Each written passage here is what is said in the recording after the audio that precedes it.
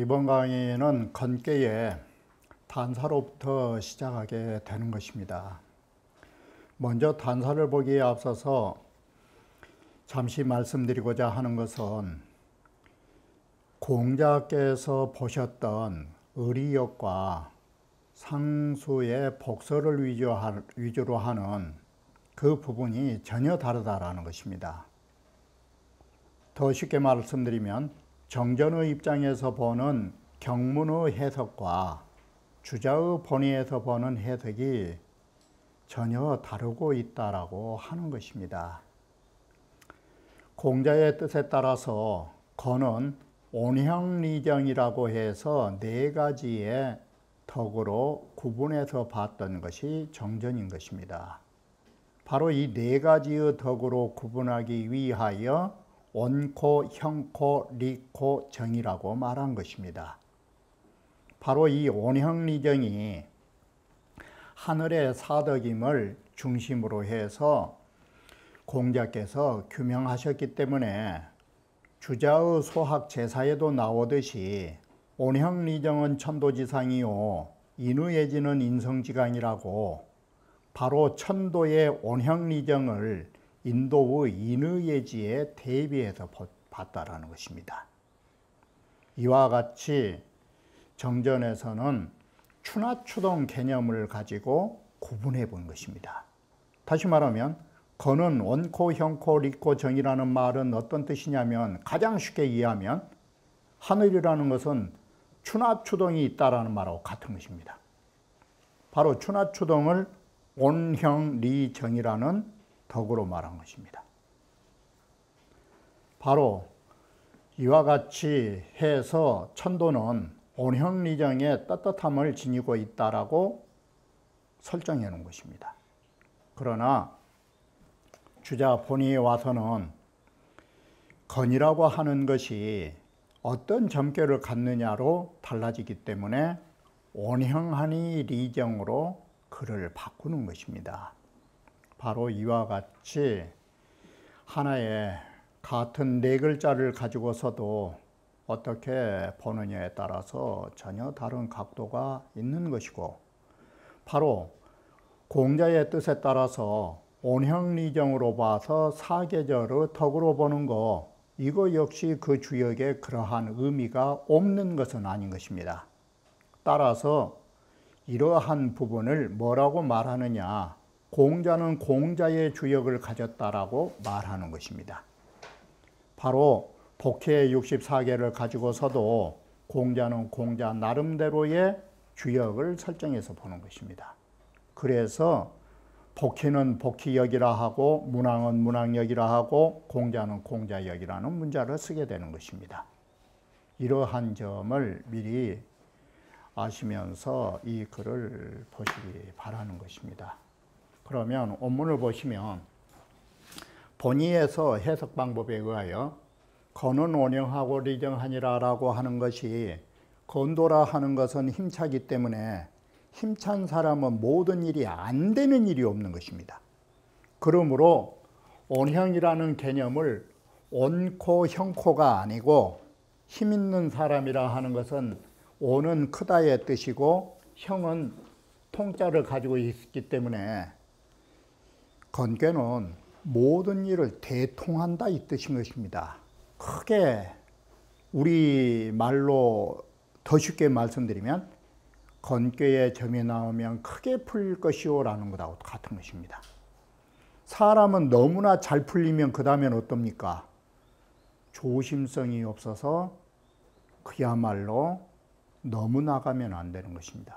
그것을 저지해 놓은 것이 리정하니라고 해서 사람은 너무 일이 잘 풀려도 리정은 리코, 정코가 아니고 정도로 할 때에 일이 잘 풀려 나갈 때도 좋은 것이지 정도를 이루면 안 된 거라고. 사람이 잘 나갈 때 항상 정도로 했을 때 잘 나가는 일이 그게 마무리가 잘 져지는 것이지, 잘 풀린다라고 해서 이 정도를 벗어나서 무소불위를 부린다면 이게 보통 사람들의 권력이라고 하는 것입니다. 큰 권력, 이 건자가 달리 말하면 큰 권력의 뜻이 되는 것입니다.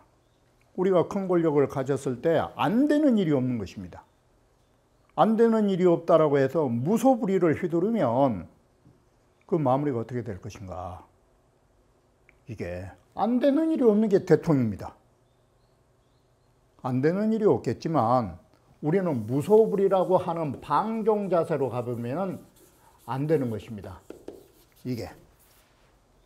이것은 리정에서 벗어난 것입니다. 그래서 여기 해석이 정도로 하는 것이 이롭다라고 합니다. 여기는 분명히 경계인 것입니다.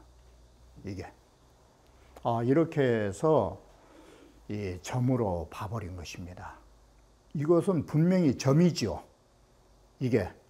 공자가 말씀하신 것은 추나추동으로 보시면 된 것입니다. 그래 토가 온코, 형코, 리코, 정이라고 해서 네 가지로 구분한 것입니다. 이게 공자가 봤던 주역은 어떤 의미냐. 하늘에는 추나추동이라는 운행질서가 있다라는 철학적 사고로 본 것입니다. 그리고 주자는 글자 그대로 주역의 본의는 복서다. 본의가 복서예요. 점의 입장에서는 추나추동을 말한 게 아니고 온행하고 리정을 말한 것이다. 이 차이를 가지고 있다는 것을 아셔야 하는 것입니다. 자, 육획자는 이 건계라는 것은 아시는 바와 같이 이 6획을 가지고 있는 것인데 이 육획이라는 것은 누가 그렸냐면 복희 소획지 괴하라. 복희씨가 그려놓은 이건 괴다. 자, 여기는 이 괴의 효의 표시죠. 한일자가 아니고 일이라는 소리가 아니죠. 여기에 기자를 썼으니까 그냥 좀 달리 단이라고 하는 부호는 이 말이 되겠죠. 양의 부호죠. 이건 양의 부호니까 양의 부호인 단이라 하는 것은 이건 기를 말하는 것이다. 홀수를 말하는 것이다. 기가 홀수니까 이 홀수를 말하는 것으로 양획을 말하는 것이다. 그러므로 다음에 음이 나오면 자연히 이게 나오겠죠. 그것은 기니까 여기가 양이니까 음은 자연히 권계 가면 짝수다 이렇게 나오겠죠.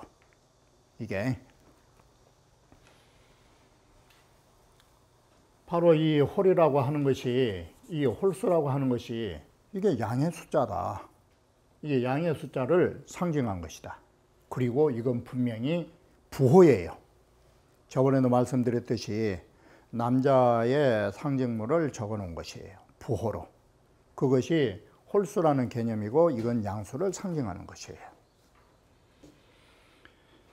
건자는 건야니 이 건이라고 하는 것은 이 건괴라는 건자는 힘차다의 뜻이다. 바로 이 건이라는 것은 힘차다고 그게 양의 성질이다. 건지성이야, 양지성이야라. 본주에 보면 우리 책에 보시면 본주에 보면 상건, 하건이라고 해서 건자가 2개가 있죠. 앞에. 그게 본주의 건자는 이 소리예요. 본문의 주로 있는 건자는 이렇게 된 거예요. 대전체 보면 건께 있고 그 앞에가 상건, 하건이 있어요. 이 건자는 뭔 글자냐면 삼획괴의 명칭이다. 삼획괴라는 것은 8괴의 명칭이죠. 세 획이니까 아래 괴와 위의 괴를 말하죠. 하자난 4개야오. 바로 이 하괴를 말하죠. 아래에 있는 괴는 우리가 4괴라고 그래요. 4괴는 본괴예요. 이게 근본괴예요. 근본괴를 아래다 놓고 맷돌 돌리듯이 위에 8괴를 돌리니까 위에 있는 괴는 상괴라고 하는 것은 외괴라고 하는데 이것은 사실은 직괴예요. 그 위에서 변해가는 거예요. 변괴란 말을 주역에서는 안 써요. 거기로 같다라고 해서 갈치자를 써서 변괴는 직괴라고 하는 거예요. 이렇게 해서 본계가 있고 직계가 있는 것이에요. 자, 그런데 건은 경문의 건자는 이 말은 뭐냐면 경문은 여기를 말해요. 경문에서 사용하는 건자는 어디에 계명을 가지고 있느냐? 육획회의 명칭으로 건을 쓰고 있다라는 것이에요. 이게. 자, 그러면 여기까지가 이제 건자 뜻이 우리의 4개, 6개의 구분하는 방법을 말해 주었고, 건괴라는 64개의 명칭이 나왔죠. 그럼 다시 설명을 하는 거예요. 이게. 자, 복희씨가 6획을 그리셨잖아, 이게. 그랬을 때, 복희 안관 부차라사, 복희씨는 안관 천문이죠. 위로는 하늘의 모든 천상의 천상을 바라보시고 부찰지리, 아래로는 땅을 굽어보시면서 안관부찰이 결국 뭐겠소? 위로는 하늘을, 아래로는 땅을 굽어보시면서 이 우주를 굽어보시면서 견, 음양, 유, 기우지수라. 이 음양이라고 하는 것은 음양 자체의 형태가 홀수와 짝수라고 하는 기우수가 있었던 것을 발견하게 됐다. 이게. 좀 이런 말 하면 안 됐지만 뭐 하늘 쳐다보고 땅 쳐다볼 게 뭐가 있어. 코앞에 있는 사람 봐도 그런데 이게 지금 그 소리예요. 모든 것들은 이런 암수의 개념이 홀수 짝수로 구성되어 있더라라고 하는 것이에요. 이게. 고로 회길기하야 이 상량하고, 그래서 하나의 이 홀수를 딱 그려가지고 양을 상징하게 되었더라. 이게. 그리고 하나의 짝수를 그려가지고 음을 상징하면서 음양의 부호가 이게 세계 최초의 부호예요. 이 부호학에 있어서 이 음양의 남녀의 상징물이 세계 최초 부호예요. 이것이.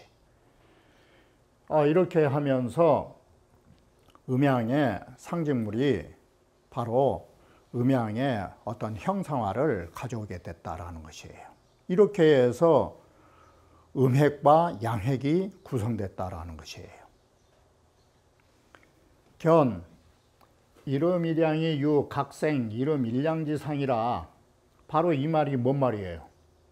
여기까지 하면 하나의 음과 하나의 양이면은 양의가 되겠죠. 이게. 이름 일량이란 말이 양이란 소리잖아요. 하나의 음과 하나의 양은 양의예요. 양의는 뭐가 돼요? 항상 주역의 구조는 일생양법이니까 하나는 두 개를 낳는다라고. 하나의 존재 속에는 이 일생양이라고 하는 데는 몇 가지의 원칙이 있어요.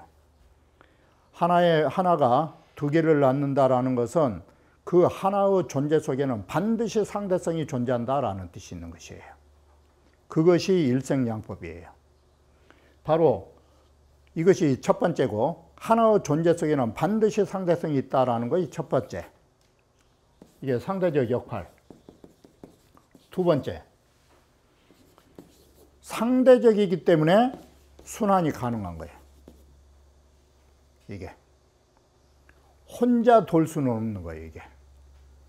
상대가 있기 때문에 이것이 서로 바뀌어가면서 순환이 가능한 거예요. 이게 일생양법의 기본 원리예요. 이게. 바로 상대적인 것이 순환한 원리는 항상 어떨 때 순환하느냐. 물극필반의 원칙을 다른 말로 하면 극즉필반이라고 그래요. 모든 건 다 하면 변한 거라고. 그걸 극즉변이라고 그래요. 이게 일생양법의 기본 원리예요. 그래서 양이라고 하는 것은 두 개가 각기 하나씩을 낳으면 사상이 된 거예요. 그래서 여기에 각각 각자가 있죠. 음이라고 하는 것이 두 개를 낳고 양이라고 하는 것이 두 개를 낳으면 사상이 된 것이에요. 이 사상이란 말이 하나의 음과 하나의 양이 각기 또다시 하나의 음과 하나의 양의 상을 낳게 되니까 이 상자가 뭔 뜻이에요? 사상이잖아, 이게. 바로 이와 같이 우리는 상대적으로도 상대성을 가질 뿐만 아니라 하나의 물건 자체 속에가 상대성의 원리를 갖고 있는 것이에요. 만약에 여러분들이 상대성의 원리를 갖지 않는다면 젊은 사람들은 늙음이라고 하는 상대성이 없기 때문에 항상 얘기로 있어야 되는 거예요. 이게 하나의 존재 속에 늙음과 젊음이라는 것이 존재하기 때문에 여러분은 순환하면서 젊었다가 늙어가는 거예요. 젊음이 다하면 여러분들은 가야 하는 거예요, 이게. 이건 자연한 순환 원리인 거예요. 바로 우리는 하나의 존재 속에 상대성을 가지고 있는 거예요. 상대와 상대도 있고 하나의 물건 속에 반드시 상대성을 가지고 있다라고 하는 거예요. 바로 이와 같이 사상이 됐잖아, 이게. 그러면 음양의 그 괴에 있어서 사상이면 두 번째 회계예요, 이게. 이게 다른 게 아니고. 그래서 자학이 상하고 아래로부터 위로 올라가고 있잖아요. 양에서 사상으로 아래로부터 위로 올라간다. 그리고 이것이 다시 곱절이 되면 이 말은 사상이라고 하는 것이 다시 곱으로 되면 뭐가 돼요? 여덟이 되잖아. 네 개가 한 곱씩 하면 이게 제배의 3이에요. 다시 곱으로 하면 세 획이 이루어진다가 3자잖아, 이게. 이 3자가 세 획이 이루어진다 이 소리예요. 다시 곱절이 되면서 세 개의 획을 이루면 여기서 8개가 이루어진 거예요. 그래서 세 획이 이루어져 가지고 2성 8개 하면 딱 그러잖아, 이게. 자, 이렇게 해서 4개가 이루어지니까 견양지성이 건이요 8개에서 보면 건이천 그랬잖아요. 그 양의 성질이 가장 힘찬데 이건 내면성이죠. 내면으로 보면 이 힘찬 성질을 가지고 있는데 바깥으로 보면 양은 크다의 뜻을 가지고 있는 것이거든요. 이게 양대 음소, 양은 크다, 음은 적다. 가장 성형의 이루어진 형체의 가장 큰 것을 보니까 큰 것 중에 큰 것이 뭔고 하니 하늘이라 하더라, 이것이에요. 이렇게 해서 내면의 성질로는 건자를 찾아낸 것이고 바깥으로는 형상으로는 건이천, 하늘의 형상을 찾아낸다.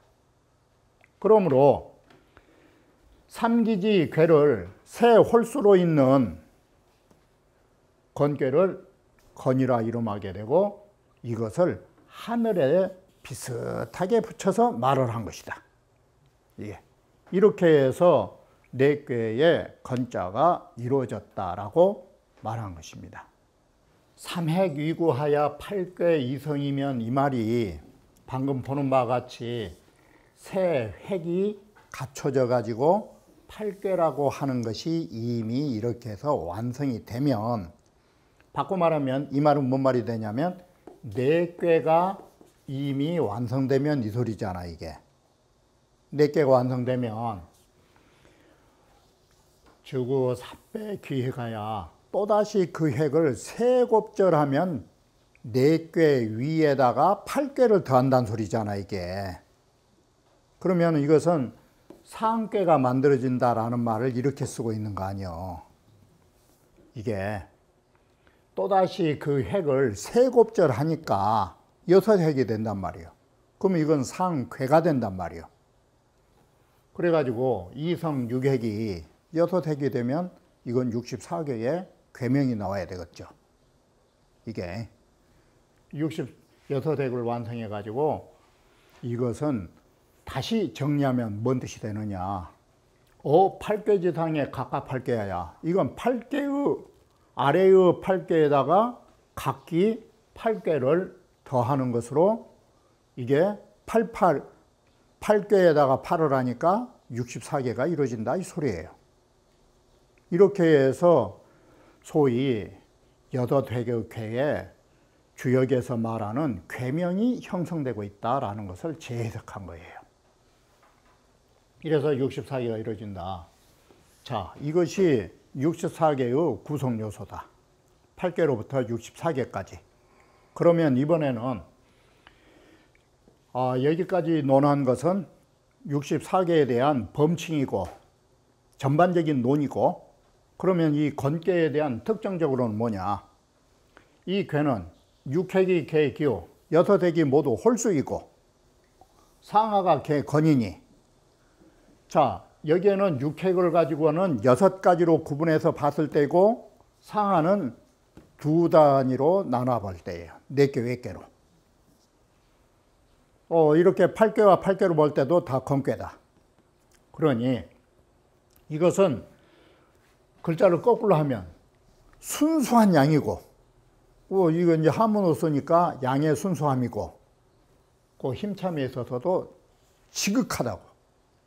항상 한문에 있어서 지극할 지자는 더할 수 없는 자리 갔을 때 지자만 쓰는 거 아니에요. 논어에서도 지극한 덕이라고 말할 때 딱 2번 나오잖아요. 문왕에 대해서. 거기에 지덕이라는 지자 뜻은 더할 수 없을 때 지자를 쓴다 이렇게 되어 있어요. 더 이상. 최고란 뜻이 지자예요. 우리가 지금 쓴다면 이건 극처지. 달 극자로. 이게. 그러기 때문에 8궤에 붙여졌던 건이라는 명칭과 하늘이라고 하는 괴상이 개불여건이라. 이것은 순궤로 이것을 팔순궤라고 그래요. 8궤가 8궤 그대로 중복된 것은 이게 바뀌질 않았잖아요. 이걸 팔순궤라고 말한 것이에요.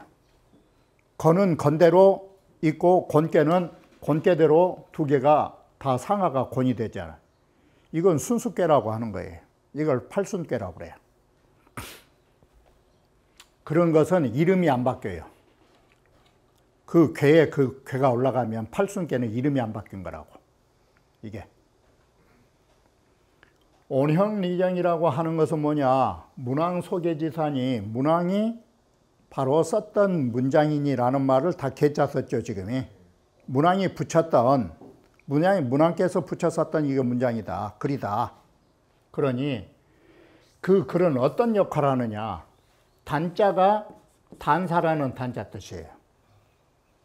이게 음차법으로. 그래서 괴사라 우리는 하지 않잖아. 이게 단사라 하지. 단사라 하는 의미가 끊을 단자 뜻이에요. 한 괴의 기륭을 단정 지어준다라는 것이에요. 이게 단사의 단자 뜻이에요. 그래서 우리는 이것을 괴사라 하지 않고 단사라고 이른바 단사라 말하는 것이다. 이게. 그러면 온형리정의 온은 뭐냐면 글자대로 하면 온은 대야오, 형은 통야오. 글자 그대로 형통이에요. 형은 통야오. 리는 마땅케 한다 이것이에요. 그게 마땅하다. 정이라는 것은 2가지 뜻이 있어요. 어떤 것이 이 정자는 2가지 뜻을 갖는 것이 뭐냐면 아무리 올바른 일을 해도 앞에서는 올바르고 뒤에서는 잘못되면 어떻게 할 거예요? 그건 구들정자 뜻이 안 난 거예요. 그래서 우리는 가는 길이 올바라야 되지만 2번째 조건은 뭐냐면 지키는 것이 있어야 돼. 이게. 그래 정이 고야라라고 한 거예요. 정하면서도 그걸 고수했을 때 우리는 이 구들정자를 써준 거라고. 여성 비하적 말이라 할 말은 아니지만 우리가 정조를 지킨다라고 하는 거, 아니 정조 안 지킨 사람이 어디 있어? 어제까지만도 하면 정이지.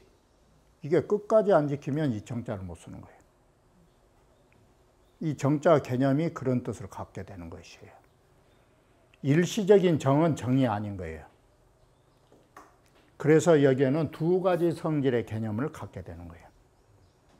바르고 고소하고. 이랬을 때 정자를 쓴다 이렇게 된 거예요. 그리고 이 고자가 빠져버리면 일시지정에 그쳐버린 거예요. 그 어떤 한순간의 정도일 때는 정자가 되지 않는 것이에요. 문왕이 건도 대통이 지정이라 딱 이렇게 한 거예요.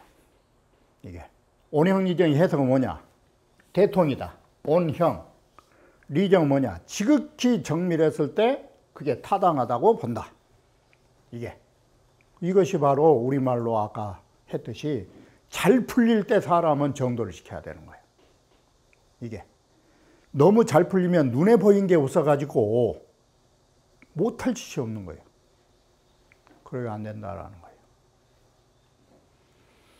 그래서 여기에 마리이자 들어간 이유가 뭔가를 보셔. 왜 마리이자가 들어갔는가? 여러분이 다 아시다시피 마리이자는 접속사로서 순접과 역접이 있잖아, 여기에 뭔 의미의 접속이 되겠는가 생각을 해보시라고. 이게 순접이겠냐고. 이게 그래서 여기에 이자를 써서 아무리 잘 풀린다 할지라도 지극히 정도로 해라 이 소리예요. 고로어서의 덕차계이. 그래서 우리가 주역 시초점을 쳤을 때 이 괴를 얻었는데, 이 괴가 나왔는데, 육효가 개 불변자는 여도교가 모두 다 변하지 않았을 때는 그 해당 괴의 단서를 보는 거예요.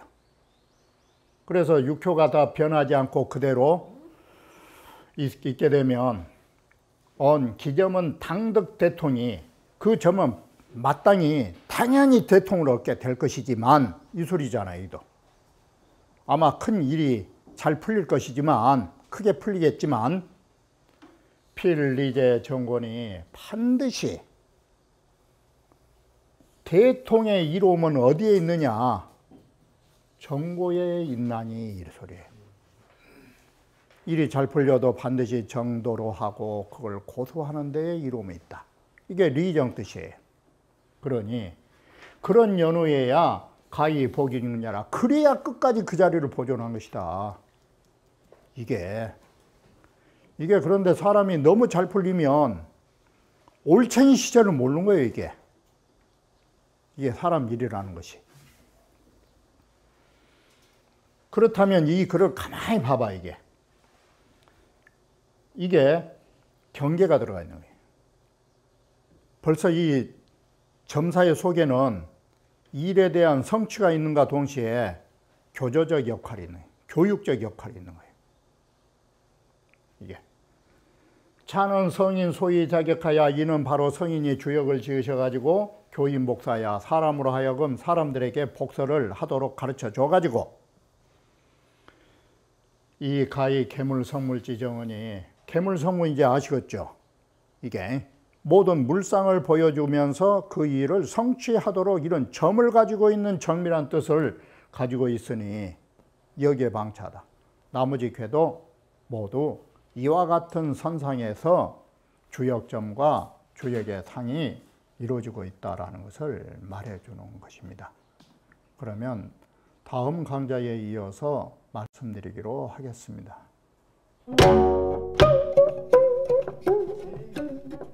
Thank you.